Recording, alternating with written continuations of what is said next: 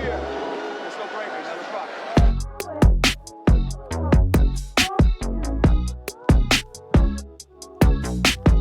Welcome back to Heavy Bag Heroes, where a guy who hits a heavy bag in his garage gives you all the latest takes and opinions on UFC.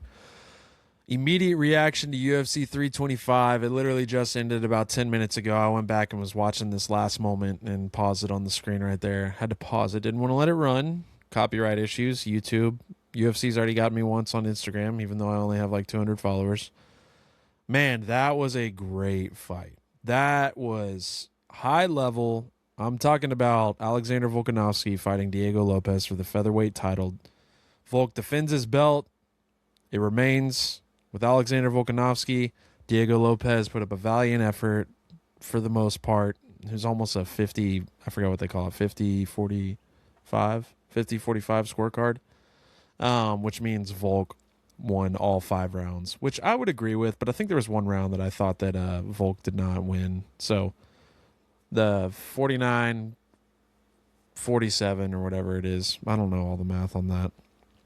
Anyways, Alexander Volkanovski is still the featherweight champion at 38 years old now. Good grief. And he still looked, I mean, they were saying in the broadcast, vintage Volkanovski. Like he just still looks incredible. He moves really well. The only time he looks old is in the post-fight interview. He looks like he's just like he legitimately is just like, wow, I'm gassed out. I'm tired. That was a lot to do. But, man, he looked phenomenal. I genuinely, truly believe, I was texting one of my buddies during the fight, I genuinely, and my dad, believe that Alexander Volkanovski has the highest fight IQ in the UFC and possibly ever in the UFC. I genuinely cannot think of anyone that comes close except maybe John Jones. There were just so many moments in this fight. I'm going to start at the beginning of this card, but there were just so many moments in this fight that Volk just, especially in the 5th round, just showed how intelligent he is inside the cage. But we're going to go ahead and get into it. This is a live reaction. I have yet to do one of these before. Maybe not live. An immediate reaction, obviously. It's where am I at? There we go. An immediate reaction. Like I said, these usually end at 1 a.m. Got tired of that. I think I did pretty good with my picks. To start the card off, we had Quillan Salkild versus Jamie Malarkey, countryman versus countryman, Australia versus Australia. So the Australians went 1-1 to start the card out. Quillan Salkild wasn't anything crazy until he got to the finish. He got a rear naked choke finish. Still looked really good. I thought Malarkey didn't look too bad. It looked like he just kind of got caught. I was kind of watching this in and out. We had our Disciple Now at our church and was helping out with that, playing in the band, helping set up chairs and stuff like that. So I was like, at the end of the night, I was like, had my phone in my hand while I'm stacking chairs. But yeah, I mean, Quillan Salkild, that kid's going to be a freaking problem. I think he's going to break into the top 10 very soon. Jamie Malarkey, probably his first big name test, even though Malarkey's been kind of more or less falling off.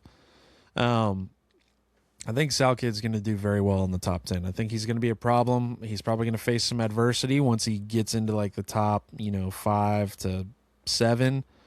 Face a little bit of adversity, then he'll get thrown in with the Wolves with the top 5 if he makes it through that, and then he's really going to learn about the word adversity. So good for Quillan getting the first round finishes. I believe that's his 3rd or 4th first round finish in a row. So really good fight. Was excited about this one.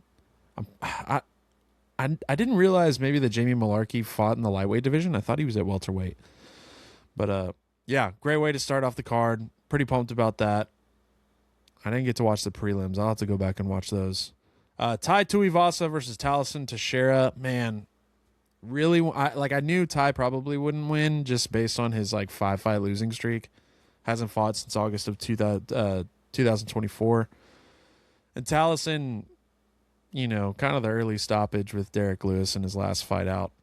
But it was kind of just you got a guy in Tai Tuivasa who is just an absolute one-punch knockout freak. And then Taliesin Teixeira, I really don't know a ton about him. I haven't been watching him that much other than he's really good at jiu-jitsu, likes to work on the ground, but is willing to stand up and bang. But, I mean, 2 full rounds. Like, let's see what the control time is here. They don't have control time here, but 2 full rounds of Talison Teixeira just laying on top of him and just overwhelming Tai Tuivasa, and somehow they made it all the way to a decision that Talison obviously won. But that third round, Ty was trying so hard, but he was just gassed. You got to get on the air bike, son. You got to get on the air bike and be able to go when you need to. He was getting some great hits. Teixeira was gassed too, which was like really surprising because he seems like in a lot better shape. But I mean, he was doing a good job. You know, Ty would come in, try and get him against the fence, throw some pretty wild stuff. Nothing was really clean. It was just pretty straightforward, pretty wild. Was doing a great job with the leg kicks, and then he just get tied up with Talison, and then Talison would easily get a trip, fall on top of him, and I'm like, these guys are 260 pounds. You know, I think Tai Tuivasa, before he weighed in on Thursday, I believe, in the broadcast, they said he was 330 pounds before he cut down to 260, which I'm just like, dude, that is way too much weight to carry around. Like, just cut the weight, live at 260, look good while you do it, you know. But I want to see him win. I want to see him do good. His little winning streak was great, but I don't know. I don't know what the deal is with the guy. I mean, this fight was just exhaustion. The third round, they both had their hands on their hips at one point, and then they saw each other do it, and were like, "Oh, sorry, I can't show you that I'm tired." And then I think they just laid on the ground after the fight ended. I don't know how many times these guys have ever been to a decision. And that's just 3 rounds. Good Lord. But it's kind of a tough one to watch. You know, I wanted Ty to win. I believe I did my picks in the last podcast.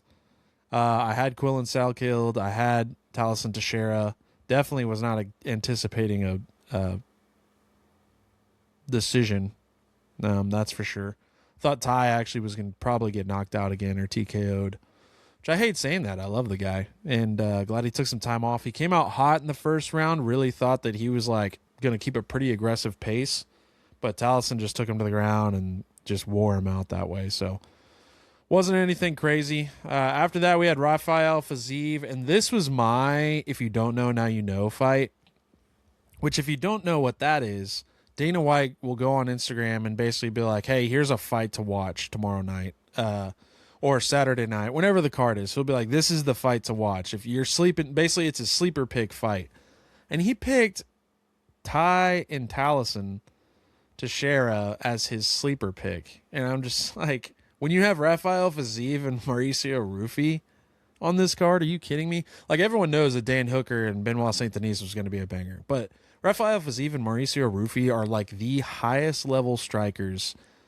I don't want to say in the UFC, but pretty dang close to in the UFC. They are definitely the highest level strikers in the lightweight division, in my opinion. I don't really know. I'm just talking pure striking. I'm not talking about full MMA, grappling, all that stuff. Just straight striking. These two guys are animals. And Fiziev came out, and he looked like a dog. I was like, I picked him to win this fight. I thought his experience, I thought, the past 2 losses, I figured he was going to come out, do really good. And the first round was exactly kind of what I expected. He came out hot. He was dominating the pace, throwing crazy kicks. And it seemed like Mauricio Rufy was just kind of like, whoa, I don't know what's going on here.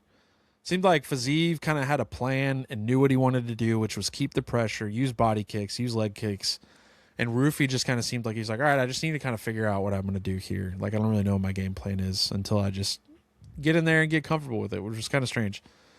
But Fiziev, Fiziev, even Daniel Cormier said it. Fiziev's got some wicked head movement, yet somehow he is so easy to punch. I don't really understand it. I don't know if it's like he forgets to move his head, but when he does, he's like just slipping punches left and right, and it's like a beautiful thing to watch. It's really cool, but somehow at the same time, he's so easy to punch. And the reason I say that is he takes so much damage. Obviously, Justin Gaethje beat the brakes off of him twice and made his face look completely different from the before and after. But even the first round and going into the second round, Fiziev was having the success with the striking. even punching him in the face, not just the leg kicks and body kicks. But there wasn't much, Rufy wasn't wearing much damage, yet everything that Rufy was doing was like notable damage on Fiziev. So that was really interesting. Mauricio Rufy ends up getting a huge right hand off, and it was just over from there. Fiziev started going down, wobbling, trying to get up, just couldn't do it. Wasn't a full knockout, which is fine. I mean, he took so much damage. But Mauricio Rufy, that was cool. That was a cool fight to watch. Thought this would be a good fight for him. Didn't think he would get it, if I'm going to be honest. The first time he stepped in the octagon with kind of one of the big guys, Benoit Saint Denis, he got dominated. And I kind of thought Rafael Fiziev, I consider him a big guy, if I'm honest. I think he worked his way up, rightfully so, and earned his rankings, and was in there with Justin Gaethje, was in there with Rafael Dos Anjos. Like, those are some big names. And thought that kind of experience was going to carry him. So, really good fight. I forgot what their rankings are. Not ranked, maybe? Surely that can't be right. Oh, yeah, they're just not showing the rankings right now. Anyways, moving on. Probably performance of the night, I would say. Benoit Saint Denis. Good Lord. Total strikes, 51 Dan Hooker, 170 to Benoit Saint Denis, which just makes sense. I get so confused about Benoit Saint Denis because he is almost like, I said this in the last podcast about Derek Lewis, just super unpredictable. And there was a moment in this fight that I thought, boy, Dan Hooker's going to win this and he's going to win it by TKO, especially in that first round. And it's just very interesting because Benoit kind of just wears, like, he just wears the damage on his face, like that he's hurting. You can just look at him and be like, you can tell he's uncomfortable and he doesn't like what's going on. And he's kind of like, oh, he kept getting teep kicked right in the gut. And it was like noted, like, commentators are saying stuff about it. It's very noticeable that it was hurting him. And Dan Hooker, he kept going for it and stuff, but I mean, Benoit just kept kind of pressing forward and started seeing some more and more success and started seeing more success with the takedowns and engaging in the clinch with them. He was throwing some pretty wild stuff. He's not a super clean striker. Like, he throws good kicks. His punches obviously have power. He knocked out Beneil Dariush very quick, 16 seconds or something like that. Knocked out Beneil Dariush, a couple months back very quickly. So he's got power, but he just kind of like, I don't know. Like I said, I keep saying, I said this in the last podcast. He hit some adversity with those teep kicks to the gut and was just like, oh, I'm going to keep my hands down and I'm just going to kind of play counter and go with what I know here, which is kind of big overhands, try and engage in the clinch, go for a takedown. But I mean, he had success, but there's a point in time, I mean, he just utterly dominated Dan on the ground, which was kind of surprising. I thought Dan was better on the ground than I initially anticipated. So that was kind of weird to see. He went for a couple guillotines, but Benoit would just alligator roll out of it. I think he was just kind of using it to discourage the takedown, but I think it didn't. I think Benoit knew exactly where he wanted to be. He did not want to be in a striking match with Dan Hooker. And I mean, he got what he wanted. That second round was just utter domination. He was full mount, Dan Hooker throwing elbows. And it just got to a point that I think Hooker was just like, good Lord, I can't do anything. I'm trying to fight back, can't do anything. I think it was a good call by Herb Dean. It wasn't knocked out. That's always a tough part. It's always a tough one. I feel bad for guys like that when they fully don't go out, but at the same time, it's like, yo, this guy is full mount on top of you, dropping life-changing elbows onto your dome, and someone's got to stop it. So, great win for Benoit Saint Denis. He was one of my picks. Didn't think it would go by TKO. I thought it was going to go by decision, but nonetheless, very good. And then do our main event. Alexander Volkanovski versus Diego Lopez. I am still, even after watching that, and I enjoyed it. I thoroughly enjoyed it. I had a good time watching it. Volk still makes me nervous as all get out when he fights, but I genuinely just still hate Dana White for making this matchup. It's just like, now Diego Lopez has 2 title losses on his resume, but they're not even arguably, they're to the greatest featherweight of all time. And it's just like, yeah, but Diego never gets a chance to hold the title and be considered, by beating Volk and being considered one of the title of the greatest featherweight of all time. Sorry, mixing up my words there. But I thought Diego Lopez, my initial thoughts coming out the gate, first of all, his aura is insane. The mustache looked phenomenal. He looks great. When his hair gets all, crazy, and I don't want to be weird, but when it gets all sweaty, and he's just like an aura farming machine. Just looks like a beast out there. He's walking Volk down a lot, but Volk, man, he was just picking and choosing his shots. DC and Bisping were making great points about how I thought this was a really cool moment to like kind of catch on. And this is what I do love this about the commentary team. Whenever they do stuff like this and you see it happen and you're like, oh, I agree with that. This is why I want fighters in the booth. And this is like what Joe Rogan used to do, and those other guys, they really used to break it down technically and be like, hey, look at this. And it was like, oh yeah, look at that. Now they're just like, that leg's looking compromised. Anyways. But DC pointed out, like, Volk was just dominating and truly dictating the range. When he was at kicking range, he was at kicking range. When he wanted to get into punching range, he was getting into punching range. Like, Diego wasn't initiating that. And you saw it more and more as the fight went on, that Diego really couldn't throw punches until Volk stepped into the pocket with him. But Volk was just like completely dominating that aspect. He was controlling that aspect is really what I mean. So that was really cool to watch. But also, I think most people thought it was 4-0 going into the fifth round, which naturally, I love fifth rounds when a fighter is down 4-0 just for the fact that it could get absolutely wild and something crazy could happen. Even though afterwards, it's like I dominated you for 4 rounds and then you just happen to get the finish. But I love a good fifth round when a fighter is down 4-0. But Volk just put on a masterclass on how to handle a fifth round like that. I think he knew, obviously, everyone in the crowd knew, everyone at home knew that Diego Lopez was going to come out like a bat out of hell. And Volk did a great job controlling the distance, getting in the clinch with him. Diego was starting to go for finishes on the ground and engaging in a grappling match. And Volk, just like, there were some things that he was doing. At one point, Diego gets the body lock. He's on Volk's back. He's getting the body lock. And he can't quite get it. He can't quite get his knee over his foot, right? They kind of like, for those of you listening, they wrap the knee around the foot to get that body lock when they're on the back, so you really can't do anything. He couldn't really get that, but Volk was grabbing Diego's left hand and pulling him down, which pulls him away from that body lock, and then just like trying to shimmy him down the fence.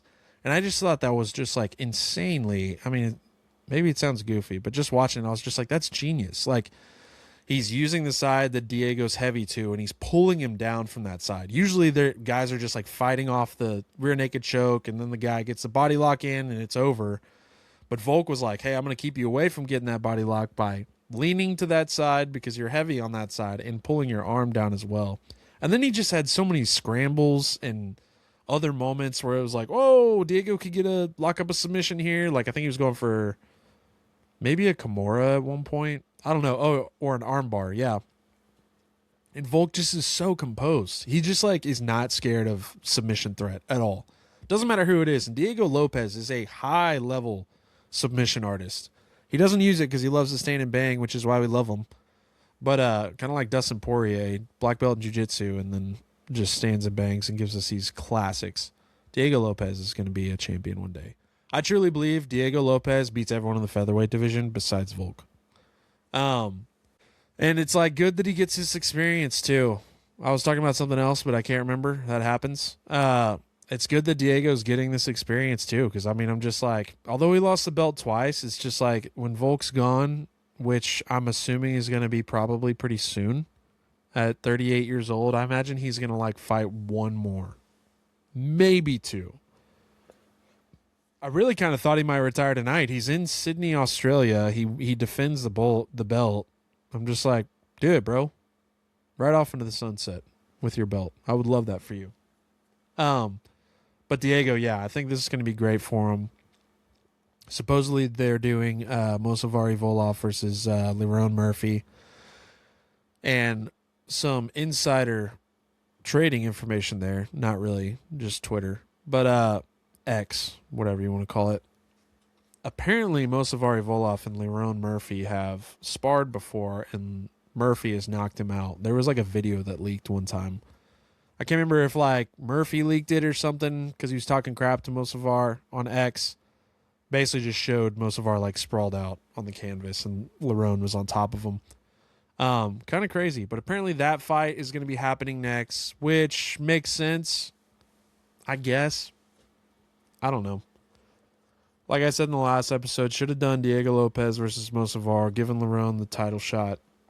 Volk would have beaten Lerone, and they would have done Diego versus Mosavar, because I don't think that Diego loses to Mosavar twice. So, yeah, it was a phenomenal fight. Volk dictated the range the entire time. He was one thing that I was thinking about is like Volk, while you don't go back and watch many of his fights, he just genuinely is he's just too smart. Not too smart. That's not what I want to say. He's like, his fight IQ is just so high, and his risk mitigation is so high that it makes him not a super enjoyable fighter. But because of that risk mitigation, he has been able to be called the greatest featherweight of all time. And his ability to mitigate risk is crazy. Like, Diego obviously wants to get into a barn burner, and his chin is made of titanium. Somehow Volk would engage in these bar fights with him. You know, they'd get in close, they'd stand in the pocket, and Volk like knew exactly what he wanted to do and exactly what to expect from Diego whenever he did, so that he came out clean every time and circled out. And it's just phenomenal fighting to watch. I mean, both guys super high skilled. I felt like Diego Lopez was a lot more composed. Again, his aura was insane. I felt like he was a lot more composed, and I was worried about that. I was like, this dude's got something up his sleeve. There's a point in the fight that I was like, he might win this, and I don't really know why. He hasn't really shown me anything, but there's just kind of that aura that's hanging around. Ultimately, I think his composure probably lost him the fight, which is unfortunate. But I rewatched the first fight between them, and he was so like hyperactive. You could just see it was almost like he was anxious and was just like, I want to engage with you because that will make me less anxious. It'll make me feel better if I can just engage in a brawl with you and make me more comfortable. And it's like Volk knew that and was like, I'm not going to give you that. Sorry, dude. And this time it seemed like Diego was like, all right, we're playing that game. We're playing the high level striking. This is going to be a chess match. Let's do it. And I just think Volk just walked away with it. I think the game Volk was playing was much different than Diego's, but I think that's just from his experience. I think it's his ability to adjust. And I don't know, lost my train of thought there. But Diego Lopez, phenomenal fighter. I'm going to keep, I'll be watching him till he's done. Volk, I'd like to see right out in the sunset here soon. If he gets Murphy, that would be awesome. That's going to be a quick fight. I would love to see Volk get a finish, but I just don't think he puts himself in positions. Like I said, it's risk mitigation at this point. As a 38-year-old man, he's like, I'm not taking any risks, But it's smart because it's like you take risks against a guy like Diego Lopez who just sparks people, and you lose your belt just because you were like, I'm going to get fancy here and I'm going to try and go for a finish for whatever reason. But I still think what I was going to say earlier in the podcast, I'm going to get out of the screen so I can rant appropriately.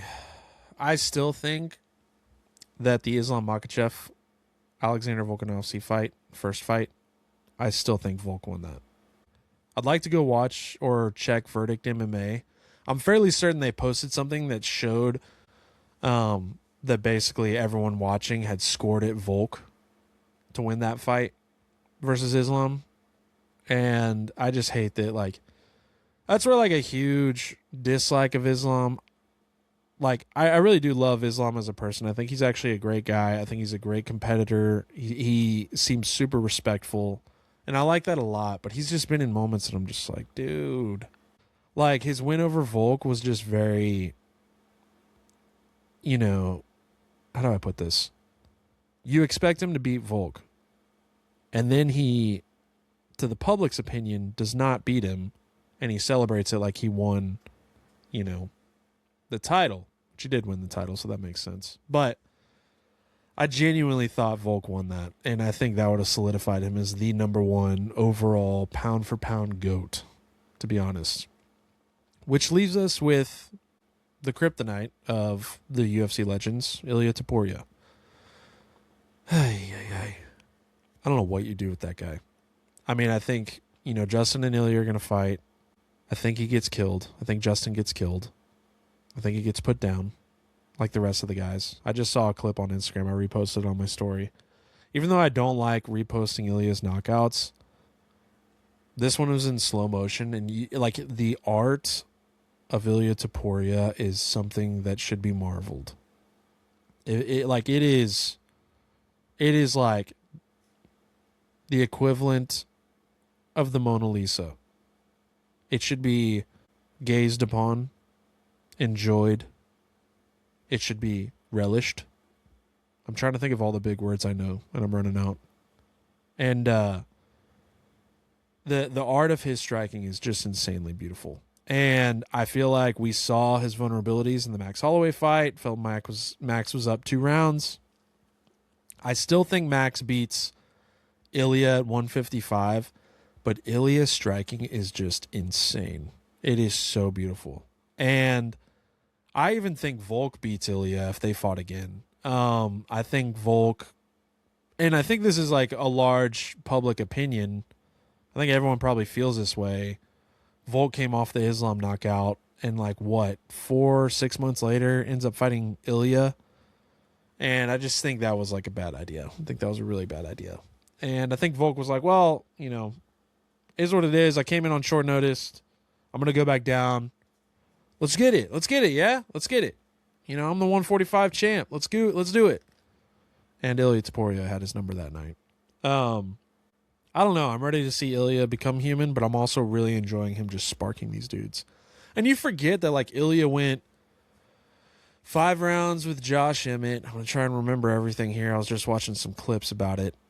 Who was all in those clips? He went 5 rounds with Josh Emmett. He got beat up by Max in the first 2 rounds. Volk wasn't anything crazy. Charles Oliveira, first round. Bryce Mitchell, I think, was 3rd round, and he submitted Bryce Mitchell. Bryce had some weird excuse, had the flu that night or something. Very strange. But I don't know. 145 division's looking good, though. It's a beast division, and I think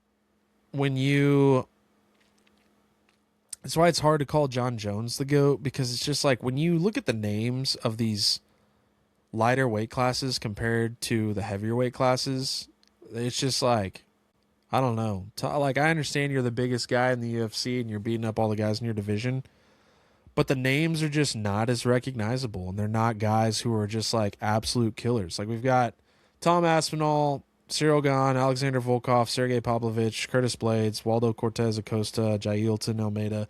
None of those names are just whoa, whoa, whoa. And then you go up to featherweight. You've got Alexander Volkanovski as a champion, Mozavari Volov, freak, Diego Lopez, freak, Yair Rodriguez, not as much of a freak, still a freak though. Lerone Murphy, tearing guys up. Aljamain Sterling's great. Jan Silva has been tearing guys up besides his last fight with Diego Lopez. Arnold Allen has not been doing good. 3 fight. It's just then you got Josh Emmett down there, Brian Ortega. Steve Garcia's a beast, up and comer. He's a freak. Patricio Pitbull, he had a good fight out. Dan Ige, and Dan Ige's at 14. Dan Ige's a beast. Just there's just way more names. You're oh, those are big names. And same thing with bantamweight. Piotr Jan. This one's probably the real freaky one.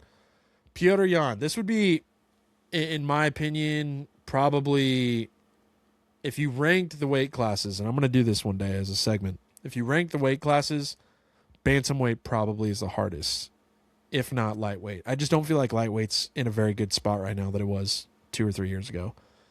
Bantamweight's probably the most difficult, featherweight, lightweight. Anyways, Piotr Jan, champion. Merab Davishvili, number 1.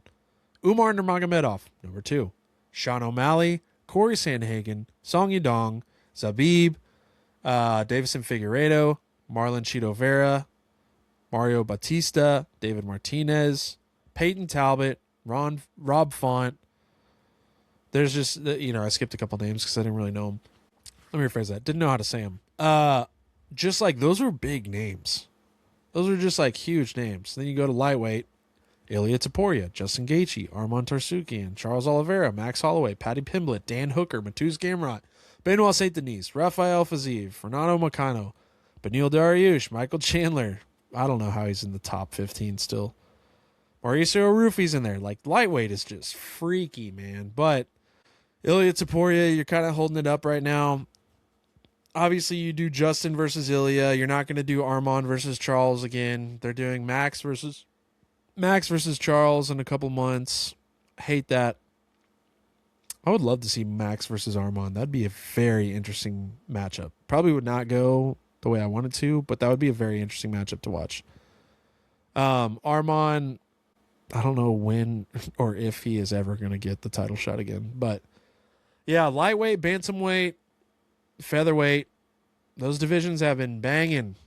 And I think because they've been the most recent cards. Welterweight's been a little quiet. I don't think there are any fights in welterweight coming up that I know about that are huge, except for Sean. No, he's in middleweight, sorry. Middleweight, Hamzat Chimaev fell off the face of the earth, won the belt, not doing anything. Light heavyweight, no idea what's going on there. I'm just like not even hearing rumors about these upper weight classes. Usually they're like, oh, rumor this guy's going to fight, Alex Pereira's going up to heavyweight to fight Tom Aspinall or whatever.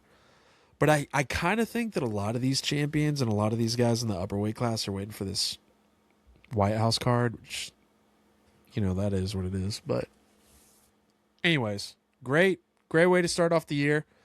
Obviously, the last card, UFC 324, was probably much more enjoyable, in my opinion, than UFC 325. But this fight, nonetheless, I also think we got to start reconsidering how tough we think these Australians are, except for Volk. Just saying. I feel like every time there's a fight in Australia,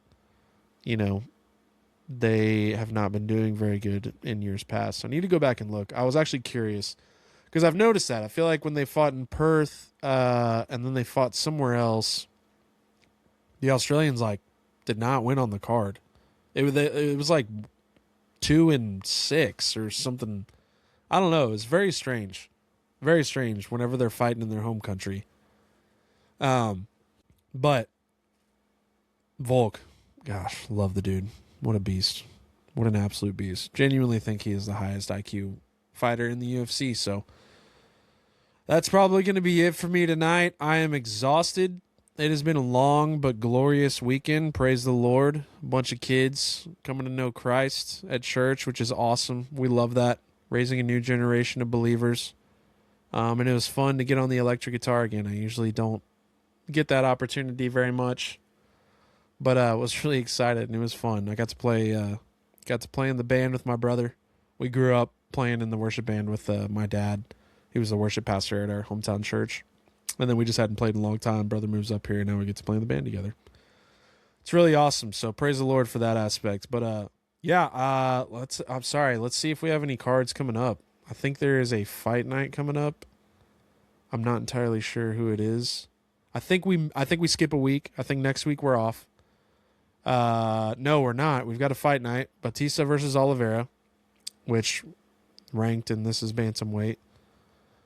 Amir Albazi versus Kyoji. That'll be a good one. Jailton Almeida versus some Russian I've never heard of. Mikhail Olenzinski versus Marc-Andre Barriolta. I don't know. I think that's how you say his name. No crazy names that stick out, but should be a pretty good fight. Said Nurmagomedov lost his last fight. He's fighting in the early prelims. Then we have a week off, and we've got Strickland versus Hernandez. Dan Ige versus Maquelza Acosta. I think that's how you say his name. Sergey Spivak versus Ante Del Gea. Zach Reese, my dog from Shiner, Texas. Even though he He's not been doing super great in the UFC. I'd like him to. He's been knocked out a couple times. See what his last fights were. Got a submission in his last fight out versus McVeigh. And then he fought Dumas. Kicked him in the cup so hard the dude went to the hospital. Got a win over another guy. Don't know how to say that name. But, yeah, he's from Shiner, Texas, so that's cool. Sean Strickland. Whoa, hold on. He's fighting Michael Pereira. That'll be interesting. That'll be fun. I like that. I like that matchup a lot, even though Zach's kind of shown to not have a great chin on him. And Michael Pereira likes to get to the chin. But Zach is just like Zach's like a really, really skillful fighter, like an all-around MMA guy, and very fun to watch. Just very good at kind of all aspects. You know, the times he's lost, he's just gotten caught in kind of weird positions, and then it's like, I think one time he just walked into a overhand right that the guy just happened to throw. It wasn't like intentional. It's like he's just throwing a counter. I don't know why I'm defending this right now. And then the other time, I think he got TKO'd. Or no, he got picked up and dropped. And I think he got knocked out from that. Which, you know, that just sucks. Just unfortunate. So, but I mean, he's great on his feet. He's great on the ground. I'd love to see him keep growing and climbing his way up the rankings. He's kind of one of those guys that I was like, oh, I hope, you know, hope I can watch this guy come up and like fight for the title. That'd be cool. Because I think I had just happened to catch him on his first fight in the UFC a couple years ago, and they were like, from Shiner, Texas, and I was like, yo, I'm going to watch this, and he just dominated. It was really cool. So, anyways, really good stuff happening in the UFC. Really enjoying it right now. It's been very fun. It's been very fun. Reignited the flame. Thank you, Paramount Plus, for being a thing, and that I don't have to pay for pay-per-views anymore. Thank you. Thank you, Lord. Thank you. Peace, peace, blessings, prayer hands, prayer hands. Anyways, yeah. So we'll be back probably later this week talking about the next card or talking about something else. I got some ideas for podcasts. I would really like to isolate on fighters. Like, I was talking about Max Holloway the other day, and I'd really like to isolate on Max Holloway and talk about his career and Dustin Poirier and some other guys. And we'll see what happens. It's Heavy Bag Heroes, baby. We just kind of go with the flow. So, yeah, that's all I've got for tonight. Quick recap of UFC 325 coming off of it immediately. I'm curious, you know, as the dust settles, what I'll kind of think in a couple days. I'll probably do, you know, quick recap on another pod talking about something else. But all right, go. Tomorrow's Sunday. Go to church. Stay blessed.